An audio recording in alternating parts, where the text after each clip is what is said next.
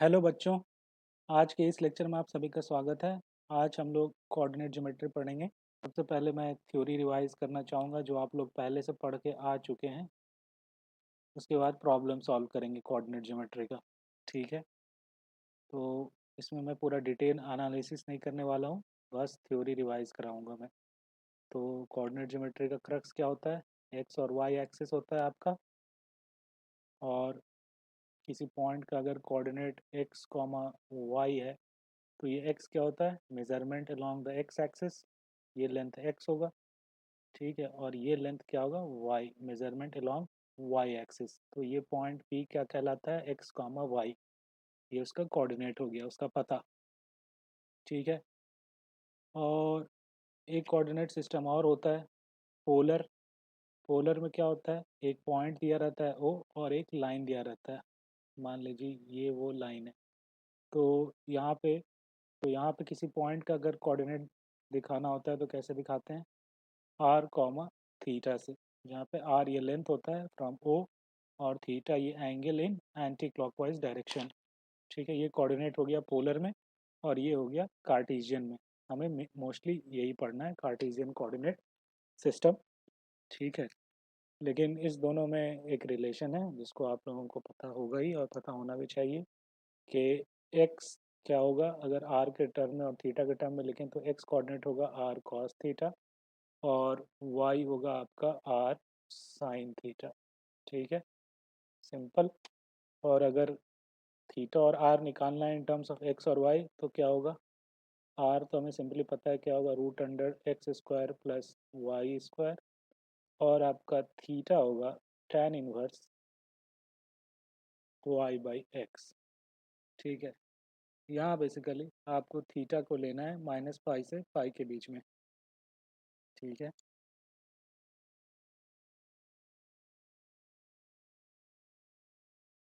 ठीक है, ये प्रिंसिपल उसका आर्गुमेंट समझ लीजिए होगा माइनस पाई ये वाला एंगल से लेकर पाई, पूरा 2 पाई।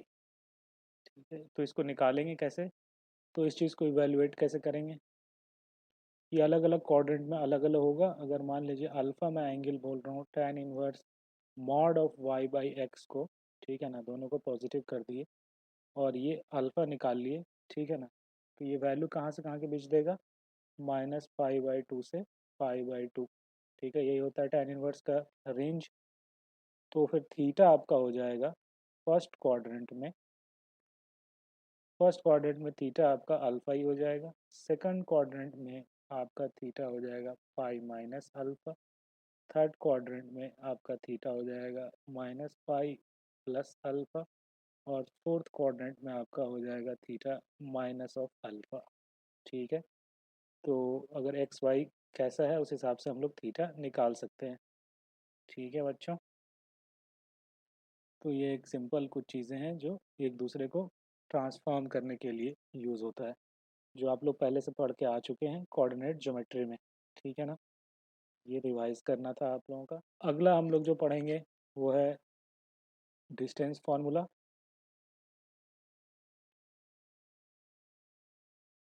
कोई अगर दो पॉइंट दिया हुआ हो कोऑर्डिनेट सिस्टम में P1 और P2,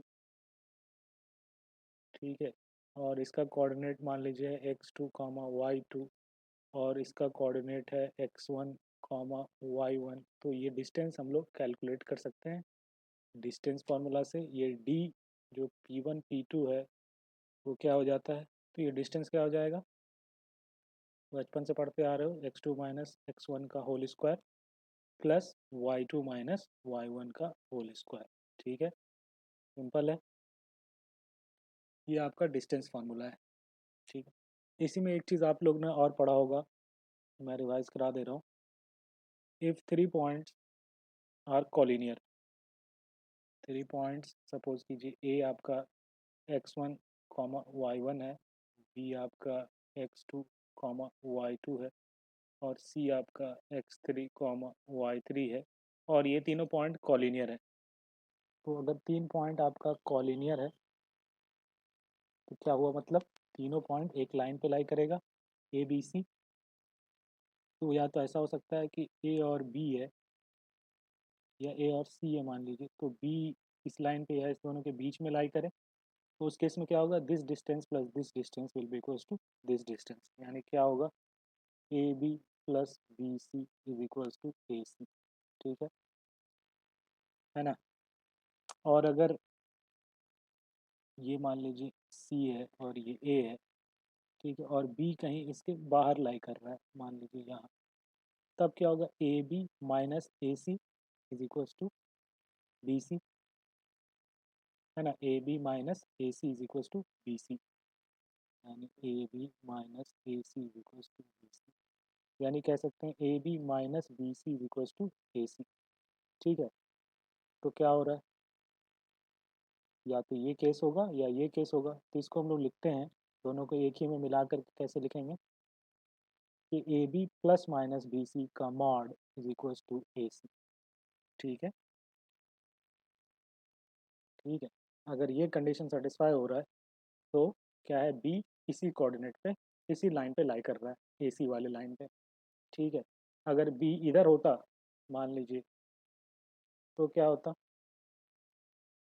A B plus A C is equals to B C, यानी A B plus A C is equals to B C होता। ठीक है ना, तो यानी B C minus A B is equals to A C, तो यही है, मॉड लगा हुआ है तो कोई दिक्कत नहीं है। ठीक है ना, तो आप लोगों को समझ में आ गया होगा, बेसिकली अगर कॉलिनियर है तो रिजल्ट ये है, क्या है रिजल्ट, ये कि A B plus minus B C is equals to A C, और ये सब distance A B B C positive में मान रहा है। तो ये 3 पॉइंट कॉलिनियर का ये रिजल्ट आप लोगों ने पढ़ा होगा। ठीक है, और अगर आप लोगों को सपोज कीजिए कि डिस्टेंस फार्मूला पढ़ना हो पोलर कोऑर्डिनेट में, तो वो क्या होता है, ठीक है, एक पॉइंट पी है यहाँ पे जिसका कोऑर्डिनेट है r one comma theta one, और एक दूसरा मान लीजिए क्यू है जिसका कोऑर्डिनेट है r two comma theta two, तो तो ये दूरी क्या होगी, डी। तो इस केस में जो पी क्यू है, जो डी डिस्टेंस, तो ये क्या हो जाता है बच्चों, R one square plus R two square minus twice of R one into R two into cos of theta one minus theta two, या theta two minus theta one, कुछ भी बोलिए, कॉस के अंदर है, कोई दिक्कत नहीं है। बेसिकली ये एंगल आपका है theta one minus theta to, ये आर वन है और ये आर टू है, तो इस ट्राइंगल में हम लोगों ने कोसाइन फार्मूला लगा दिया ये डिस्टेंस निकालने के लिए। ठीक है, तो ये डिस्टेंस फार्मूला हो गया इन पोलर कोऑर्डिनेट। तो ये भी आप लोगों ने पढ़ा होगा, नहीं पढ़ा होगा तो ये इसको याद कर लीजिए। अगला जो चीज़ हमें पढ़ना होता है वो है सेक्शन फार्मूला। कोऑर्डिनेट ज्योमेट्री का अगला जो चीज़ है वो क्या है, सेक्शन फार्मूला, सेक्शन फार्मूला। तो ये क्या होता है, जब कोई लाइन सेगमेंट हो, मान लीजिए ये है ए और बी, इसको कोई पॉइंट पी जो है m is to n ratio के में डिवाइड कर रहा है, मतलब A P by P B is m by n, है ना, यही होता है सेक्शन फार्मूला। तो इसमें फार्मूला क्या लिखते हैं, अगर ये कोऑर्डिनेट मान लीजिए एक्स वन है और वाई वन है और ये x two comma y two है, तो इसका फार्मूला क्या होता है, इसको बोलते हैं इंटरनल डिवीजन, जो पी जो है ए और बी के बीच में हो। तो इंटरनली जब डिवाइड कर रहा हो, इंटरनल डिवीजन है, तो फार्मूला होता है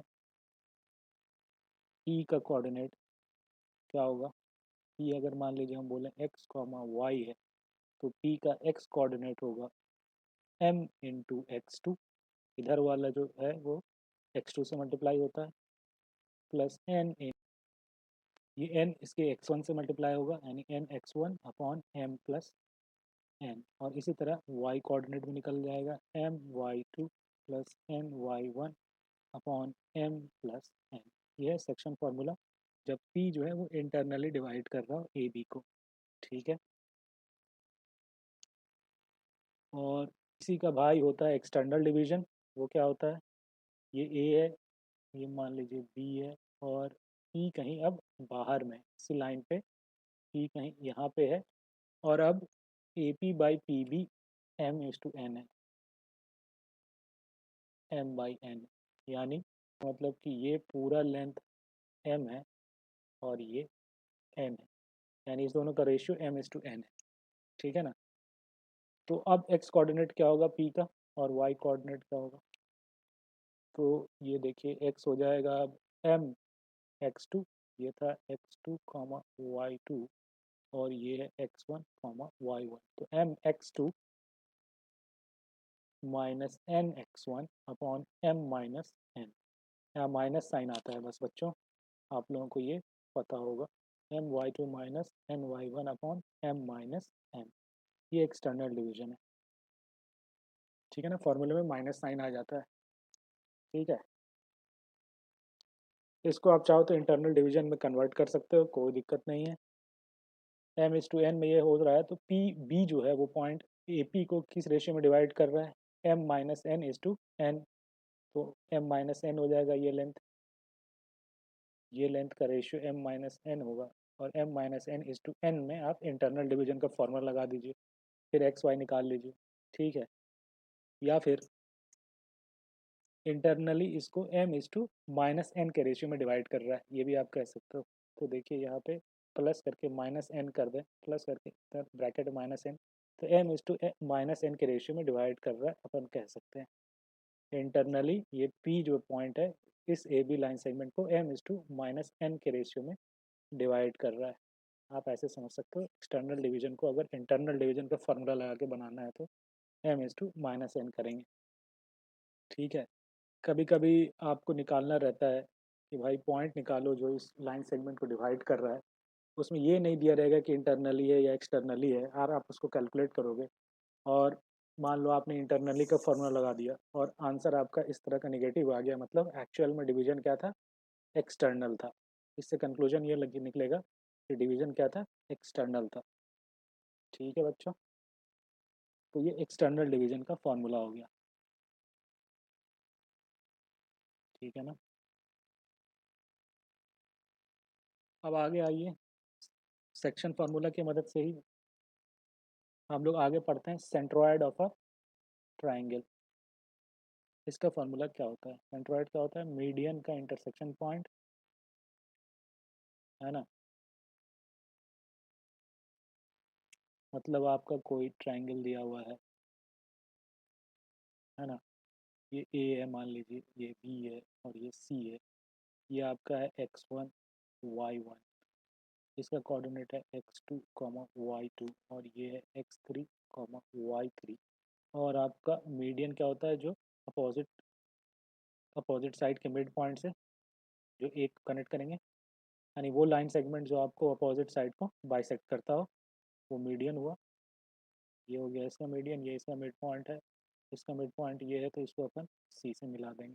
तो ये आपका सेंट्रॉयड हो गया, ठीक है। और इसका कोऑर्डिनेट अपने को निकालना है, ठीक है। तो इसका क्या होता है कोऑर्डिनेट, मान लीजिए इसका कोऑर्डिनेट आपका x y है, तो इसका x कोऑर्डिनेट होगा x1 plus x2 plus x3 by 3, और y कोऑर्डिनेट होगा y1 plus y2 plus y3 by 3। इसमें हम लोग सेक्शन फार्मूला यूज़ करते हैं बच्चों, क्योंकि अपने को पता है कि सेंट्रॉयड जो है वो मीडियन को 2:1 रेशियो में डिवाइड करता है। इसकी मदद से हमें इस ये कोऑर्डिनेट निकल जाएगा x2 plus x3/2 y2 plus y3/2, और फिर 2:1 के रेशियो से ये निकल आएगा, ठीक है। तो ये सेंट्रॉयड का फॉर्मूला हो गया, है ना। उसी तरह अगला फार्मूला आप लोगों ने पढ़ा होगा इन सेंटर का। इन सेंटर क्या होता है, इंटरनल एंगल बाइसेक्टर का जहाँ पे मीटिंग होती है, इंटरनल एंगल बाइसेक्टर इंटरसेक्शन, ठीक है ना। मतलब कोई ट्रायंगल है आपका और एंगल बाइसेक्टर जहाँ पे मीट करे, यानी ये और ये मान लीजिए आई है, इसका कोऑर्डिनेट अपने को निकालना है एक्स वाई। ये मान लीजिए x1 y1 है, ये x2 y2 है और ये x3 y3 है। तो ये आई का कोऑर्डिनेट क्या होगा, ठीक है। तो वो आता है आपका, अगर ये लेंथ हम लोगों ने निकाला पहले ये लेंथ निकालेंगे बी सी, जिसको हम लोग बोलेंगे स्मॉल ए के अपोजिट है तो स्मॉल है, इस लेंथ को बोलेंगे स्मॉल बी, और इस लेंथ को बोलेंगे स्मॉल सी, सी के अपोजिट। तो ये तीनों लेंथ निकालेंगे, ठीक है। और इसकी मदद से हमारा कोऑर्डिनेट आएगा इन सेंटर का। एक्स कोऑर्डिनेट होगा A into x one, A A into x one, B into x two, C into x three upon A plus B plus C. इसको याद करना कोई कंपलसरी नहीं है, याद हो जाए तो अच्छा है, नहीं तो कोई दिक्कत नहीं है।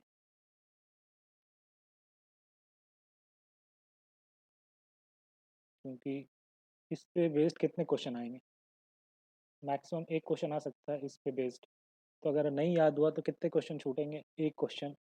तो एक क्वेश्चन के लिए आप इतना बड़ा फार्मूला अगर आपको दिक्कत हो रहा है याद करने में तो ज़रूरी नहीं है याद करना।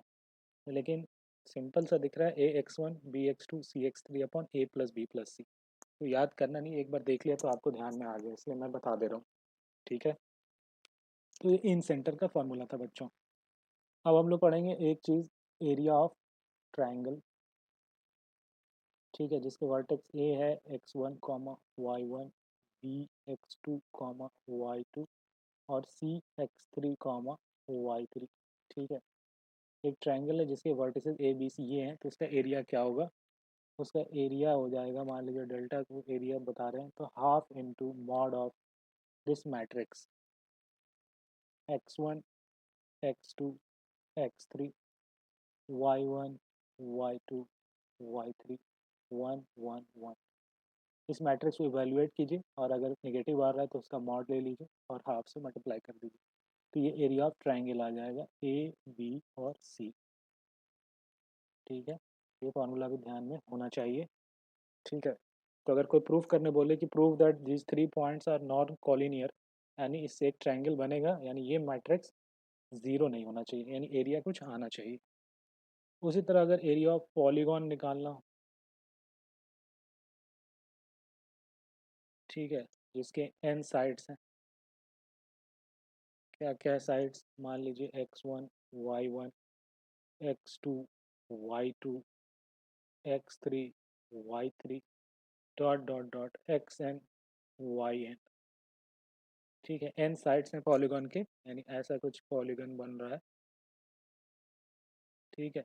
इसका एरिया निकालना है तो उसका फार्मूला क्या होता है, half into mod of x one y one x two y two, plus फिर लेंगे यहाँ पे एक्स टू वाई टू, फिर अगला x three y three, plus फिर यहाँ पे अगला लेंगे x three y three x four y four, plus dot dot dot dot यहाँ पे फिर आ जाएगा final x n y n upon x one y one, close, ठीक है। अगला क्या होगा, x four y four x five y five, है ना।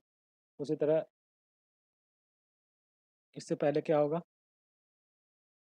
इससे पहले होगा बच्चों x n minus one y n minus one upon x n y n, फिर x n y n upon x one y one, और इसका मॉड। तो ये एरिया ऑफ पॉलीगॉन ये आ जाएगा, जिसके एन साइड्स हैं, one two three dot dot dot dot dot, ये एन एच साइड है, ठीक है। एक आखिरी चीज़ जो आप लोगों को पढ़ाना चाहूँगा आज वो है शिफ्टिंग ऑफ ओरिजिन, ठीक है।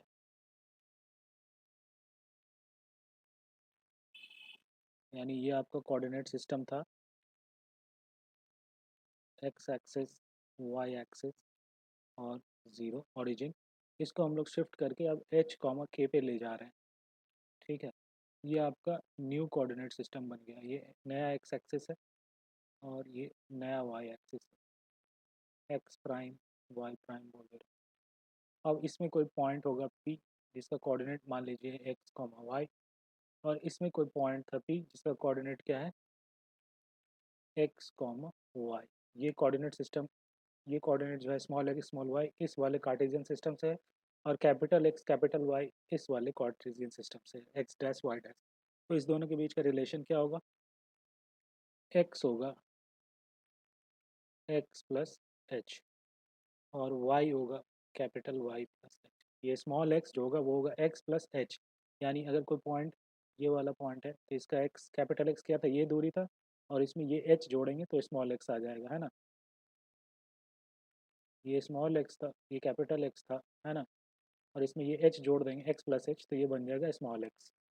तो अगर कोई ओरिजिनल कोऑर्डिनेट सिस्टम में मान लीजिए कोई इक्वेशन ऑफ लाइन दिया हुआ है, तो सपोज कीजिए कि इस वाले कार्टेशियन सिस्टम में कोई इक्वेशन ऑफ लाइन दिया हुआ है, ठीक है, ऐसा, ठीक है, x plus y is equals to 3, ठीक है, इक्वेशन दिया हुआ है x plus y is equals to 3, इस वाले कार्टेशियन सिस्टम में। तो पूछे कि इस वाले कोऑर्डिनेट सिस्टम में एक्स डैश वाई डैश में इसका इक्वेशन क्या होगा, तो आपको कुछ नहीं करना है, एक्स को रिप्लेस कर देना है एक्स प्लस एच से, और वाई को रिप्लेस कर देना है वाई प्लस के से, सॉरी यहाँ वाई प्लस के होगा, इज इक्वल्स टू 3, नए कोऑर्डिनेट सिस्टम में इसका इक्वेशन होगा 3 माइनस ऑफ एच माइनस के, ठीक है। तो ये होगा न्यू कोऑर्डिनेट सिस्टम में इसका इक्वेशन, एच और के आपको दी हुई रहेगी, ठीक है ना। सिंपल सा आपको दिख भी रहा होगा ये कैसे हो रहा है। अगला हो सकता है rotation of axis, rotation of axis मतलब ऐसे कोऑर्डिनेट सिस्टम था और इसको हम लोगों ने रोटेट कर दिया, और अब ये कुछ ऐसा हो गया है, थीटा एंगल से हमने रोटेट कर दिया, ये नया एक्स डैश है, ये वाई डैश है, ये ओरिजिनल एक्स था, ये वाई था, और ये एक्स था। अब दोनों के बीच में रिलेशन क्या होगा, अगर ये थीटा है तो कोई कोऑर्डिनेट यहाँ पे मान लीजिए पी है, जिसका original coordinate x comma y था और नया एक्स कॉमा वाई है, ठीक है। तो आप ओरिजिनल एक्स को लिखोगे नए के टर्म में x cos theta minus y sine theta, और वाई को लिखोगे x sine theta plus y cos theta. ये मैं स्मॉल एक्स स्मॉल वाई निकाल के बता रहा हूँ नए वाले के टर्म में, क्योंकि आपको इक्वेशन जो दिया रहेगा वो पुराने वाले कोऑर्डिनेट सिस्टम में दिया रहेगा। जैसे पिछले वाले केस में हम लोगों ने लाइन लिया था कौन सा, x plus y is equals to मान लीजिए 3, और इस कोऑर्डिनेट सिस्टम को हम लोगों ने मान लीजिए 60 डिग्री से रोटेट कर दिया है। तो क्या होगा नए सिस्टम में इक्वेशन, एक्स को लिख देंगे x cos theta minus y sine theta, और वाई को लिखेंगे x sine theta plus y cos theta is equals to 3। Theta की वैल्यू 60 डिग्री पुट करेंगे, जो नया आएगा एक्स और वाई में रिलेशन, वो नया इक्वेशन आएगा इस लाइन का इस वाले कोऑर्डिनेट में, ठीक है ना। तो ये है, और अगर दोनों साथ साथ करें तो फाइनल आपका अगर रहे शिफ्टिंग पहले किए, फिर प्लस रोटेशन भी कर दिए, ठीक है, थीटा एंगल से रोटेट किए और एच कॉमा के पे शिफ्ट कर दिए। तो क्या लिखेंगे एक स्मॉल एक्स को नए वाले के टर्म में, सबसे पहले आप एच ऐड करो, ठीक है, उसके बाद एक्स एक्स कोऑर्डिनेट फिर ये बन जाएगा। उसी तरह वाई को आप लिखोगे के plus x sine theta minus plus y cos theta, ठीक है। यानी बेसिकली इसको समझना है तो ऐसे समझिए कि ये आपका ओरिजिनल कोऑर्डिनेट सिस्टम था एक्स कॉमा वाई, सबसे पहले हम लोगों ने इसको शिफ्ट किया एच कॉमा के पे, शिफ्ट करने के बाद ये नया कोऑर्डिनेट सिस्टम बन गया एक्स डैश वाई डैश, और इसमें कोई पॉइंट का कोऑर्डिनेट पी था एक्स कॉमा कैपिटल वाई। तो इसी कोऑर्डिनेट का अगर कोऑर्डिनेट एक्स कॉमा वाई है ओरिजिनल वाले में, तो एक्स वाई क्या लिखेंगे, हम लोग पहले पढ़ के आ चुके हैं, एक्स को लिखेंगे एक्स प्लस एच और वाई को लिखेंगे वाई प्लस के, ठीक है ना। ये अगर सपोज कीजिए कैपिटल वाई है तो इसमें ये के जोड़ देंगे, ये लेंथ के है, तो ये वाई प्लस के क्या बन जाएगा इसका वाई कोऑर्डिनेट। अब इसके बाद इसको रोटेट भी कर दिए, यहाँ पे पहुँचाने के बाद इसको रोटेट कर दिए थीटा से, ठीक है ना। तो अब हम लोगों इसका कोऑर्डिनेट इस नए एक्स डबल प्राइम में मान लीजिए हो गया है पी,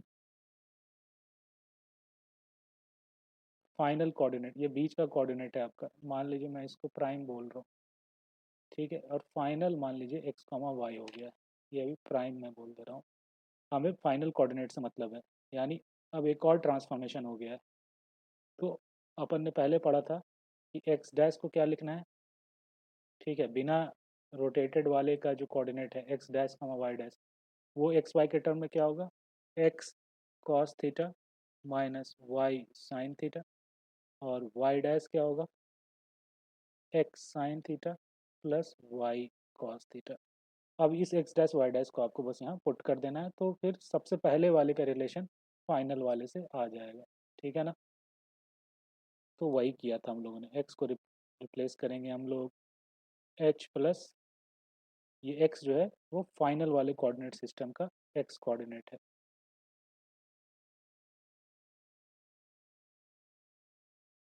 ठीक है।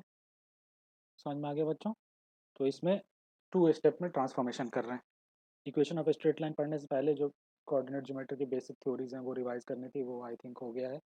अगले लेक्चर में हम लोग कोऑर्डिनेट ज्योमेट्री का नेक्स्ट क्वेश्चन पढ़ेंगे जो है इक्वेशन ऑफ स्ट्रेट लाइंस और उसके डिफरेंट फॉर्म्स, उसका स्लोप और ये सब, इंटरसेप्ट स्लोप, ये सारी चीज़ें पढ़ेंगे। आज के लिए इतना ही। अगर आप लोगों को ये वीडियो लेक्चर पसंद आया हो तो प्लीज़ चैनल को सब्सक्राइब करें और लाइक भी करें।